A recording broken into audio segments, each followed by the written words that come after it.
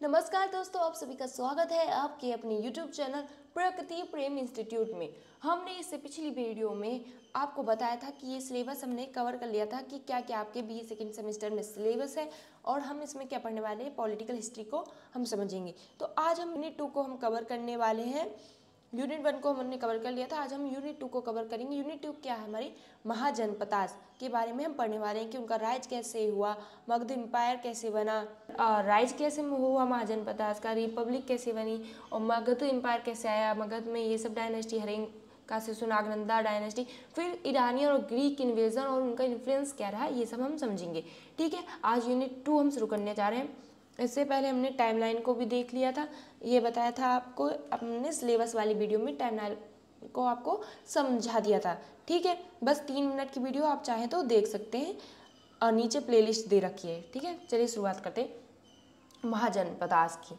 As of mahajanapadas, ये आपको timeline जो है याद रखनी है। ठीक है, इस बार आपके ये काम की नहीं है, पर ये आपको एक ओवरव्यू, एक समझा देगी, आपको समझ में आने लगेगा। ठीक है, 1500 से लेके हमारा 1000 BC तक क्या रहा, ऋग्वेदा रहा, ऋग्वेदा इरा रही। फिर 1000 BC से हमारा 500 BC में लेटर वैदिक इरा था, जिसमें हम एग्रीकल्चर करते थे और आयरन का यूज़ हम करने लगे। क्या करने लगे, हम लोग आयरन का यूज़ करने लगे। ये एक ट्रांजिशन था इकोनॉमी में, हमारा एक ट्रांजिशन आया।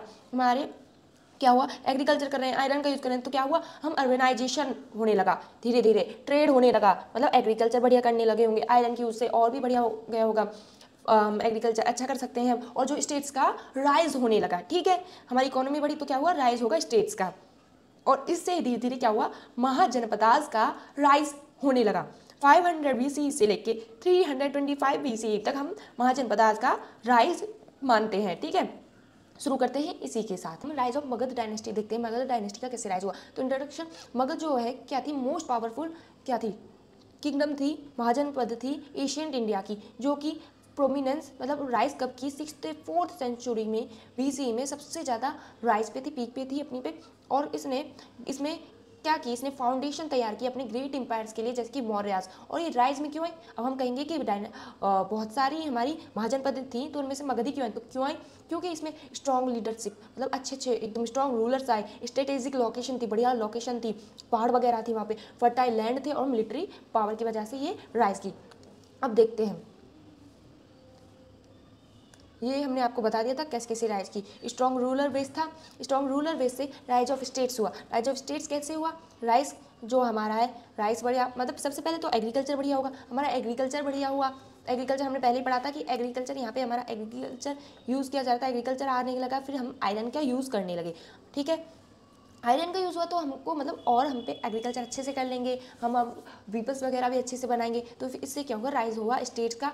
और स्टेट्स का राइज एक और कारण क्या, फिर हम अर्बनाइजेशन करेंगे, एग्रीकल्चर बढ़ा, एग्रीकल्चर बढ़ेगा तो हम अर्बनाइजेशन होगा, ट्रेड करेंगे, ट्रेड करेंगे, अर्बनाइजेशन होगा। और इस वजह से स्टेट्स का राइज भी हुआ। मतलब जैसे एग्रीकल्चर क्या, खाने के लिए उगाया, पहले हम सिर्फ खाने के उगा रहे हैं, ग्रो कर रहे हैं, एग्रीकल्चर कर रहे हैं, फार्मिंग कर रहे हैं। लेकिन जब वो ज़्यादा हमने सरप्लस किया तो हमने जाके सोचा कि वहाँ उस जगह जाएंगे और वहाँ पे जाके हम इसको बेच भी देंगे, कुछ पैसे भी मिल जाएंगे, पैसे आएंगे लोगों पे, वो अमीर होंगे, अर्बनाइजेशन होगी और यहाँ पे लोग इकट्ठा भी हो रहे हैं, बेचने के लिए आ रहे हैं। तो फिर कोई ऐसी इस तरह से क्या होगी, कोई एक स्टेट ज़्यादा पावरफुल हो जाएगी। ठीक है, समझ गए। और फिर हमने देखा कैसे स्ट्रॉन्ग रूरल बेस से हम स्टेट्स का बढ़िया बढ़िया स्टेट्स का राइज कैसे हुआ। सबसे पहले एग्रीकल्चर बढ़िया हो गया था, ठीक है, एग्रीकल्चर ग्रो कर रहा था, टैक्सेस लिए जा रहे थे, लेबर्स थे, राइस ट्रांसप्लांटेशन आ गई थी, ट्रांसप्लांटेशन ऑफ राइस आई, जिससे हम राइस अच्छे से ग्रो कर पा रहे थे। इससे क्या हुआ, स्टेट्स का राइज हुआ, स्टेट्स का राइज हुआ। इसमें क्या हुआ बताइए, स्टेट्स का राइज हुआ तो क्या हुआ, गवर्नमेंट क्या थी, एक मोनार्कियल थी। 2 टाइप्स की गवर्नमेंट आई, कौन कौन सी, एक मोनार्कियल गवर्नमेंट आई हमारी, एक रिपब्लिक गवर्नमेंट आई। मर्चेंट्स थे, आर्टिशंस थे, इन्होंने राइज करना शुरू किया। राइज करेंगे तो इनसे भी टैक्स ले लिया, भाई आ जाओ तुम भी टैक्स दे दो, अब राइज कर रहे हो। पंच मार्क्ड कॉइन्स यूज़ करे गए, ठीक है, राइटिंग सिस्टम आया, ये सब आया, ठीक है, करेंसी आई। फिर आपका हमारा क्या है, जो आर्टिशन थे वो प्रोडक्ट स्पेशलाइजेशन, मतलब प्रोडक्ट बहुत अच्छा अच्छा बनाने लगे। पोएट्री में northern black polish ware use करने लगे, टेक्सटाइल्स, टूल्स, ये सब भी यूज़ वो कर रहे थे और बनाने लगे, अच्छा अच्छा बना रहे थे। तो क्या होगा, ट्रेड होगा, प्लस रेस करेंगी हमारी स्टेट्स। ठीक है। और अब जब सारी जो महाजनपदास थी बनने लगी और महाजनपदास में सबसे ज़्यादा स्ट्रॉन्ग हमारी मगध निकली। ठीक है, अब समझ गए।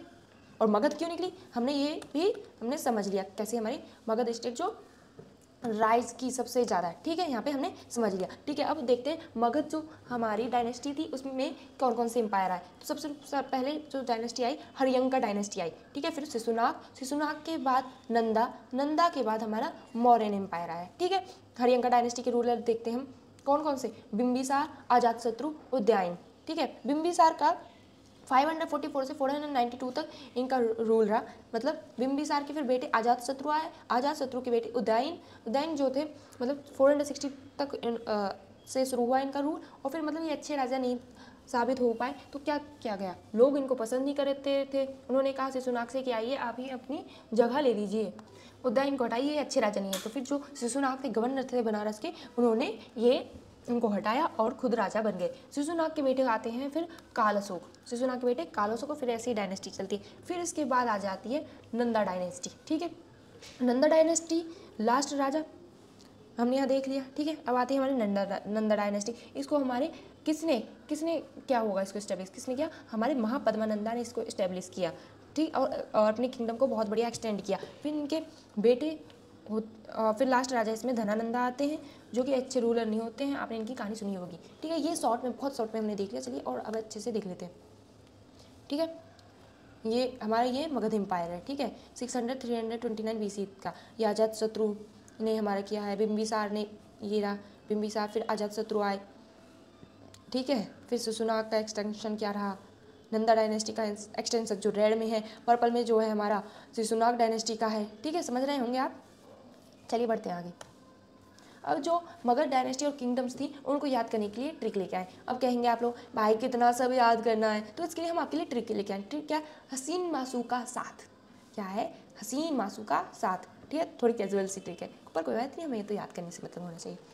तो हाँ से हरियंका डायनेस्टी, फिर सी से हमारा क्या आया, सी से हमारा शिशुनाग डायनेस्टी, ना से हमारा नंदा डायनेस्टी, मा से हमारा मौर्य डायनेस्टी, मौर्यन एम्पायर, फिर हमारा सुंगा, कनवा और साथ से सतवाहना डायनेस्टी। ये सब हमारा हो गया, ये सब डायनेस्टी हमारी आई क्या यहाँ पे मगध एम्पायर में। ठीक है, अब याद रखेंगे हसीन मासू का साथ। ठीक है, अब हरियंका डायनेस्टी देखते हैं। हरियंका के डायनेस्टी के फाउंडर थे हमारे बिंबिसार।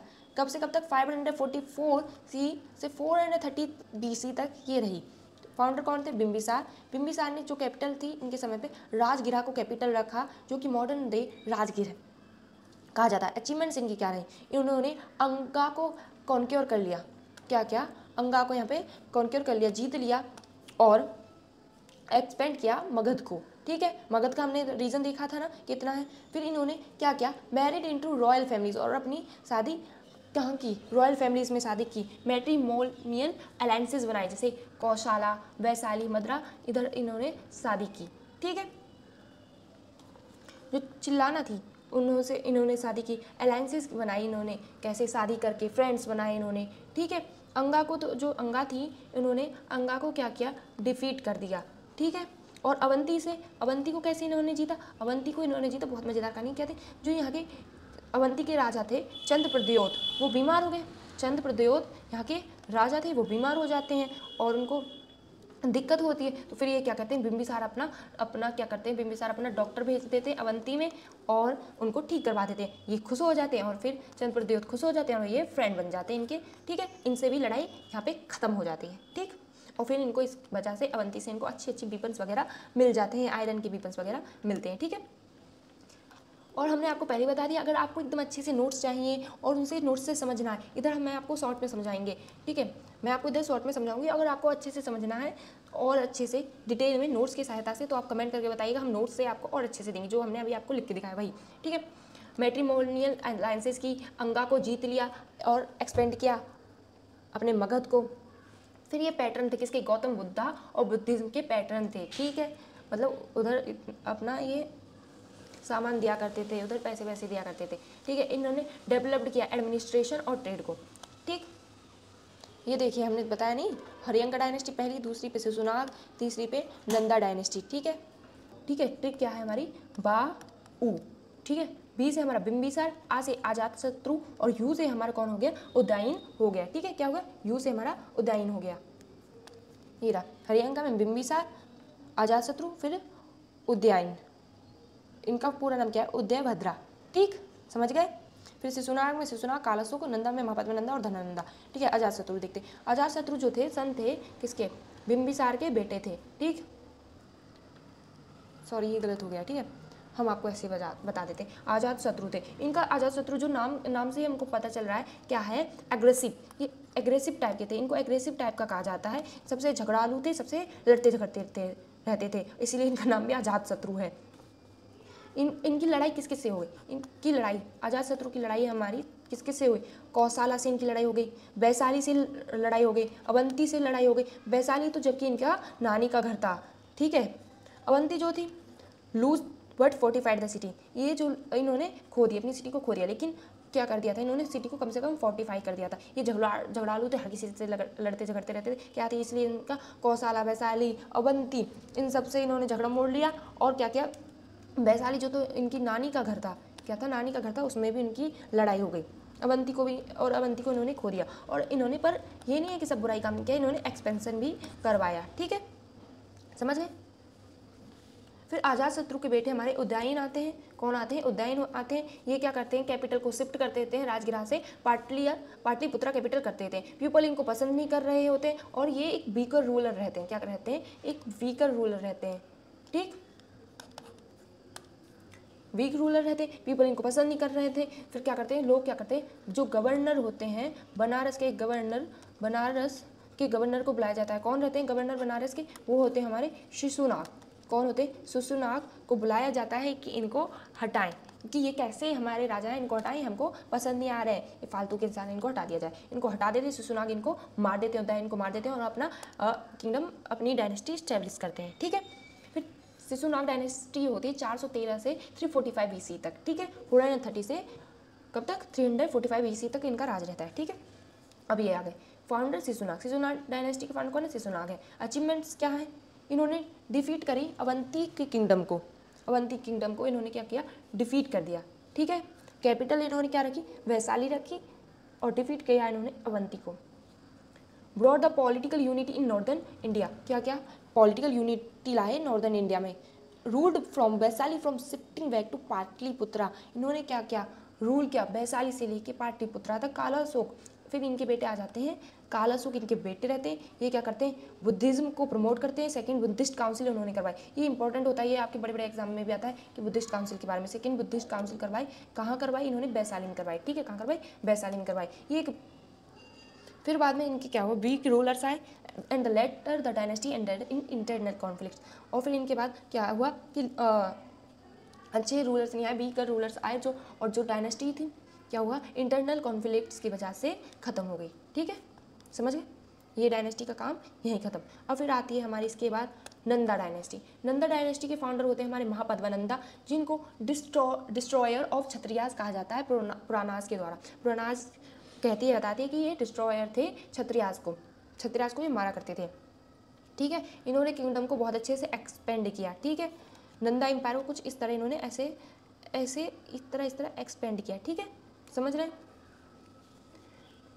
इन्होंने एक्सपेंड किया, इनको डिस्ट्रॉय कहा जाता है क्षत्रिय का। इन्होंने एक्सपेंड किया, पंजाब से लेकर डेक्कन तक के एरिया में इन्होंने एक्सपेंड किया। इन्होंने ह्यूज स्टैंडिंग आर्मी रखी, इतनी इन्फेंट्री, इतनी कैवलरी और इतनी चैरियट्स और 3000 एलिफेंट्स रखे। ठीक है, इफिशिएंट टैक्सेशन रखा, एडमिनिस्ट्रेशन रखा। ठीक, समझ गए, ये सब इन्होंने काम किए। फिर इस डायनेस्टी के सबसे लास्ट रूलर हमारे होते हैं धनानंदा, जो कि अपने वेल्थ और एरोगेंस के लिए जाने जाते हैं। मतलब बेकार से राजा थे, जो किसी को पसंद नहीं थे, मतलब अपने ही इंजॉयमेंट में रहते थे, इनको किसी से कोई मतलब नहीं था कि राज्य उनका कैसा चल रहा है। ठीक है, ये एक तरह से हम देख सकते हैं कि ये एक नेगेटिव किंग थे, एक अच्छे किंग नहीं थे। ठीक है, समझ गए। और इनको फिर डिफीट करते हैं हमारे चंद्रगुप्त मौर्य चाणक्य की मदद से इनको चंद्रगुप्त मौर्य इनको धनानंदा को मार देते हैं, हरा देते हैं, हटा देते हैं। ठीक है, इधर कहानी रहती है कि जो चाणक्य रहते हैं, ये धनानंदा की, ये इन्होंने बुक लिखी होती है अर्थशास्त्र की बुक लिखते हैं, तो उसको लेके जाते हैं धनानंदा के कोर्ट में लेके जाते हैं। वहाँ पे और इनको दिखाते हैं कि आपको अगर अपना राज्य चलाना कुछ अच्छे से चलाएं अपना राज्य, इस तरह आप अपना राज्य और अच्छे से चला सकते हैं। लेकिन जो ये धनानंद रहते नहीं सुनते, इन्होंने को तो मतलब ही नहीं रहता, और ऊपर से जो हमारे चाणक्य होते हैं इनकी बेइज्जती करके वहाँ से उनको भगा देते हैं। तब जो चाणक्य रहते हैं ये शपथ लेते हैं कि अब इनको तो हम बर्बाद करके मानेंगे, इनको तो हटा के ही मानेंगे। फिर और चंद्रगुप्त मौर्य होते हैं, इनको पावर में आना रहता है, ये और फिर चाणक्य मिलके इनकी चटनी बना देते हैं और इनको हटा देते हैं। ठीक, फिर आती है हमारी मौर्यन डायनेस्टी। ठीक है, इतना हमने जाना। चलिए तो ईरानियन और ग्रीक इन्वेजन को समझते हैं। इसमें हम समझेंगे ईरानियन इन्वेजन को। ठीक है, ईरानियन इन्वेजन में क्या हुआ, जो हमारे साइरस है, कौन, साइरस, कब से कब तक, टाइम पीरियड 558 से 529 BCE तक इनका टाइम पीरियड है। ठीक है, इन्होंने क्या किया, ये क्या किस वक्त में आया, ये बिम्बिसार के वक्त में आए। ये जब हमारे रूलर चल रहे थे, हरियांका डायनेस्टी वगैरह चल रही थी, तब ये पैरेलल एम्पायर में आ रहे थे। कौन कौन से, ईरानियन वगैरह। ठीक है, हरियांका की डायनेस्टी के पैरेलल में कौन थी, ईरानियन डायनेस्टी, मतलब ईरानियन एम्पायर, सॉरी। ठीक है, इसमें क्या रहता है, जो ये साइरस होते हैं हमारे, क्या होते हैं, ये फाउंडर होते हैं अकेमनिड एम्पायर के। किसके, अकेमनिड एम्पायर के क्या होते हैं, ये फाउंडर होते हैं। ठीक है, इन एशियंट ईरान किधर खोलते हैं, अकेमनिड एम्पायर हमारा कहाँ था, एशियंट ईरान में अकेमनिड एम्पायर को ये इस्टेब्लिश करते हैं। और फिर ये क्या करते हैं, इन्वेड कर देते हैं हमारे north west front of India को इन 550 BC तक। BC में ये क्या कर देते हैं, हमारे नॉर्थ वेस्ट, किसको, north west front of India को ये क्या कर देते हैं, इन्वेड करते हैं, यहाँ पे आ जाते हैं, लड़ाई कर लेते हैं 550 BC में। कब करते हैं, 550 BC में। ठीक है, इतना समझ गए। फिर आते हैं, at that time there were many small provinces. और जब पता है ऐसे ही क्यों करते हैं, मतलब कितने आराम से इन्होंने ये जगह जीत ली, कैसे करते हैं, क्योंकि जो उस समय पे क्या हो रहा था, बहुत सारी छोटी छोटी स्मॉल प्रोविंसेस थी, जैसे गांधार, कंबोज, मद्रा। तो ये एक दूसरे से ही लड़े झगड़े जा रहे थे। आके हमने सुना ही है, एक दो बिल्लियों के झगड़े में बंदर फायदा उठाया जाता है। तो इसी तरह मतलब हमारे इंडिया में खुद एक दूसरे से झगड़ा कर रहे थे। ये आए साइरस और फ़ायदा उन्होंने उठा लिया और एम्पायर में क्या किया, इन्वेड कर दिया। ठीक है, एट दैट टाइम, उस टाइम पे क्या था, जो बिम्बिसार थे, बिम्बिसार हरियांका डायनेस्टी के, इनके पैरेलल में कौन इंडिया में कौन थे, हरियांका डायनेस्टी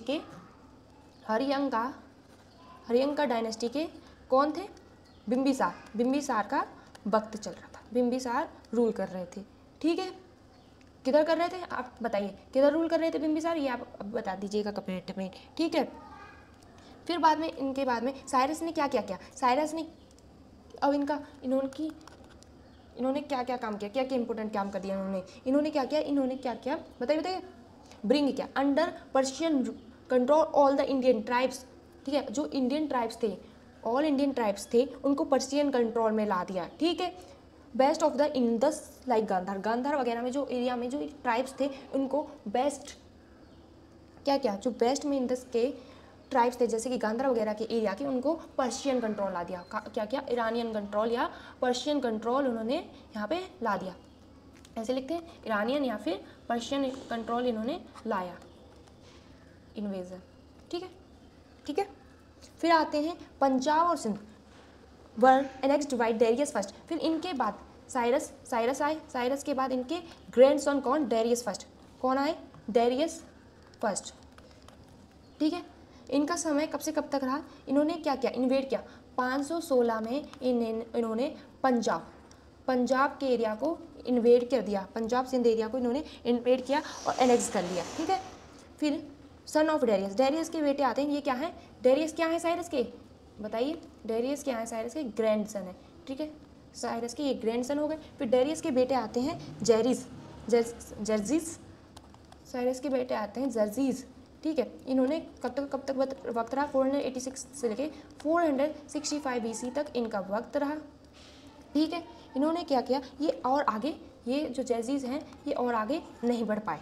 ठीक है, और ये आगे इंडिया को कन्क्वेस्ट नहीं कर पाए because of war with Greeks. क्यों नहीं कर पाए, क्योंकि इनका साथ में जर्जीज के टाइम पे इनका ग्रीक के साथ वॉर चल रहा था। ठीक है, ग्रीक के साथ वॉर चल रहा था, वॉर विद ग्रीक्स के साथ क्या चल रहा था, हमारा वॉर चल रहा था। इनका ग्रीक्स के साथ वार चल रहा था, इसलिए फर्दर इंडिया में इन्वेड नहीं कर पाए। ठीक है, यहाँ पे ये हमारा यूनिट 1 का इतना हमने कवर कर लिया। ग्रीक इन्वेजन को और हमें कवर करना है। ठीक है, अब ये याद रखेंगे, जो ईरानियन रूल था ये कब तक चला, 200 सालों तक, 200 सालों तक ये इंडिया में ईरानियन रूल चला। ठीक है, इसका इम्पैक्ट भी रहेगा। इम्पैक्ट हमारा इसमें क्या क्या रहेगा बताइए, इम्पैक्ट क्या रहा बताइए। हमारा कॉन्टैक्ट हो गया, कॉन्टैक्ट उन्होंने से हो गया, इंडो ईरानियन ट्रेड हो गया, इम्पैक्ट हम लिख लेते हैं इम्पैक्ट। ठीक है, इम्पैक्ट में हमारा क्या आएगा, हम ट्रेड करने लगे। ठीक है, ठीक है, ये सब इम्पैक्ट रहा। इम्पैक्ट क्या, ट्रेड और कॉमर्स जो है हमारा उनके साथ होने लगा। ठीक है, जो इंडो ईरानियन कॉइन्स थे उनका यूज़ होने लगा नॉर्थ वेस्ट फ्रंटायर्स में। ठीक है, खरोष्टी स्क्रिप्ट आ गई थी हमारी, लेफ्ट से राइट की तरफ लिखी जाती है। अशोकन इंस्क्रिप्शन जो है हमने देखे जाते हैं, कुछ क्या है खरोष्टी स्क्रिप्ट्स में लिखे गए हैं। ये 200 ईयर्स तक रूल रहा था इनका, तो इनका इम्पैक्ट बहुत ज़्यादा रहेगा। रॉक जो इंस्क्रिप्शन हैं आगे अशोक के देखे गए हैं वो इनसे इंस्पायर है, डेरियस फर्स्ट से इनके जो रॉक के इंस्क्रिप्शन है इंस्पायर्ड किस तरह है कि जैसे कि अशोक के टाइम पे well सेप्ड capital and the preamble of Ashoka addict क्या थे, ये ईरानियन इन्फ्लुएंस में थे। ठीक है, अब इसके बाद हम ग्रीक इन्वेजन को देखेंगे। ठीक है, ग्रीक इन्वेजन में क्या था, हम अलेक्जेंडर के बारे में देखेंगे। अलेक्जेंडर जो थे, अलेक्जेंडर। ठीक है, तो अब ग्रीक इन्वेजन हुआ। ग्रीक इन्वेजन में जो हमारे अलेक्जेंडर का कब से कब तक 356 से 323 BC तक रहा। अलेक्जेंडर का उस टाइम पे क्या चल रहा था, लड़ाई चल रही थी पर्सियंस के साथ। तो पर्सियंस में ये डेरिस थर्ड, पर्सिया के किंग डेरिस थर्ड को हरा के पर्सिया पे अपना कंट्रोल जमा लेते हैं, पूरा पर्सिया अपने हाथ में कर लेते हैं। और फिर अब ये इनका मन थोड़ी ना भरा, फिर ये सोचते हैं अब इंडिया को भी कंट्रोल में करना है। क्या करना है, इंडिया को कंट्रोल में करना। ये इंडिया से अपने में अट्रैक्टेड थे, यहाँ की जो रिचनेस थी, वेल्थ थी, उससे ये अट्रैक्ट थे, और यहाँ की ज्योग्राफी को भी ये देखना चाह रहे थे। तो सोचा चलो इंडिया में अटैक करते हैं। और इनके अटैक के समय मतलब नंदा एम्पायर था। ठीक, पहली बात नंदा एम्पायर था, और दूसरी बात यहाँ देखिए क्या था, बहुत छोटी छोटी किंगडम भी थी उस टाइम पे नॉर्थ वेस्ट इंडिया में क्या थी, छोटी छोटी किंगडम थी, जैसे कि स्मॉल रूलर्स थे, जिसमें हमारे अंबी ऑफ तक्षशिला, अंबी राजा थे, कहाँ के थे, तक्षशिला के राजा अंबी, और पोरस थे राजा, कहाँ के, पोरस राजा थे झेलम के। ठीक है, पोरस राजा थे झेलम के। ठीक है, पोरस राजा थे झेलम के, और अंबी राजा थे तक्षशिला के। अंबी जो राजा थे तक्षशिला के, उन्होंने तो पहले हार मान ली। ठीक है, हम तो हार गए, हम आपसे नहीं जीत सकते, अब इनसे कौन ही जीत सकता है। अब हम वो कहते हैं कि हम तो इतने छोटे। लेकिन जो पोरस होते हैं झेलम के, क्या करते हैं, ये डट के उनका अलेक्जेंडर का सामना करते हैं और उनसे खूब लड़ते हैं, और पूरी मेहनत के साथ लड़ते हैं, लेकिन ये इनसे जीत नहीं पाते हैं। ये पोरस जो है हार जाते हैं। लेकिन पोरस हार तो जाते हैं, लेकिन जो इनकी करेज था, इनका जोश था, इनकी लड़ने की एक राजा की जो कैपेबिलिटी होती है, उसको देख के जो अलेक्जेंडर होते हैं वो खुश होते हैं, और वो कहते हैं कि तुम बहुत अच्छे राजा हो, मैं अब बताओ तुम्हारे साथ क्या किया जाए। मतलब अलेक्स इनसे एक क्वेश्चन पूछते हैं पोरस से कि तुम्हारे साथ किस तरह का बर्ताव किया जाए। तो पोरस उनको अच्छे से बताते हैं कि जैसा एक राजा को राजा के साथ करना चाहिए, वो इस तरह वो सीधे उनसे फॉर्मली कह देते हैं। और अलेक्स जो होते हैं इस आंसर को सुन के और भी ज़्यादा खुश हो जाते हैं, और उनको वहाँ छोड़ देते हैं कि आप यहाँ पे रूल करो उनके बिहाफ पे। और इस तरह ये पोरस नहीं मारे जाते हैं और इनको रूल करने दिया जाता है उनके करेज की वजह से। ठीक है, और इस जो यहाँ पे ये इनकी लड़ाई होती है अलेक्जेंडर और पोरस और अलेक्जेंडर की लड़ाई होती, इसको हम कहते हैं बैटल ऑफ हिडाप्सेस। ठीक है, क्या कहते हैं इसको, हम कहते हैं बैटल ऑफ हिडाप्सेस। ठीक, समझ गए। अब फिर इनका ग्रीक इन्वेजन का फिर वही होता है कि इनका ग्रीक इन्वेजन का भी इम्पैक्ट रहेगा। ग्रीक इन्वेजन का इम्पैक्ट क्या रहेगा कि जो डायरेक्ट कॉन्टैक्ट हो जाएगा इंडिया और ग्रीस का, अलेक्जेंडर के अकाउंट में इंडिया का जिक्र रहेगा। जो अलेक्जेंडर के अकाउंट थे उसमें सती सिस्टम, सेल ऑफ गर्ल्स और ऑक्शंस, जो फाइन ब्रीड ऑक्शन पाई जाती है नॉर्थ वेस्ट इंडिया में, उनके बारे में था। इसलिए जो अलेक्जेंडर था उन्होंने ऑर्डर किए 2 लाख हाथी वगैरह, और 2 लाख हाथी वगैरह, मतलब हाथी नहीं की थे, ऑक्स की थी, क्योंकि ऑक्स बहुत अच्छी पाई जा रही थी। तो 2 लाख कहा कि हमें चाहिए, मैसिडोनिया में भेजी इन्होंने। इम्पैक्ट में और क्या आता है, कारपेंटिंग जो कारपेंट्री आई, फ्लरिश करी, गुड़ अच्छा चली गई बनी। ठीक है, 4 सी रूट्स ढूंढे गए। ठीक है, 5 लैंड रूट्स थे, और ठीक है समझ रहे हैं आप। ग्रीक सेटलमेंट्स और कल्चर हमारा इंडिया में आ गया था, इन्फ्लुएंस किया, और उधर से हम आर्किटेक्चर वगैरह भी सीख रहे थे, कल्चर उनका सीख रहे थे। और इसी के साथ हमारी यूनिट 1 कंप्लीट होती है। ठीक है, पूरी यूनिट 1 यहाँ पे कंप्लीट होती है। अगर आपको ऐसी ही वीडियो चाहिए तो चैनल को सब्सक्राइब कर दें, क्योंकि इन वीडियोज़ को बनाने में बहुत मेहनत लगती है। तब तक के लिए धन्यवाद।